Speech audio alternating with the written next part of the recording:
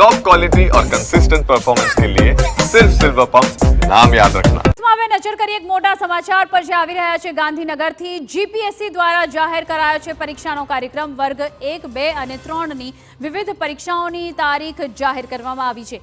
Preliminary અને મુખ્ય પરીક્ષાની તારીખો જાહેર કરવામાં આવી છે। વર્ગ 1, 2 ની પ્રિલિમિનરી પરીક્ષા 20 એપ્રિલની આસપાસ યોજાશે અને વર્ગ 1, 2ની મુખ્ય પરીક્ષા સપ્ટેમ્બરમાં યોજાવાની છે। વર્ગ 3ની પ્રિલિમિનરી પરીક્ષાની વાત કરીએ તો સપ્ટેમ્બર અને ડિસેમ્બરમાં યોજાશે। વર્ગ 3ની મુખ્ય પરીક્ષાઓ 2026માં લેવાનું જીપીએસસીનું આયોજન।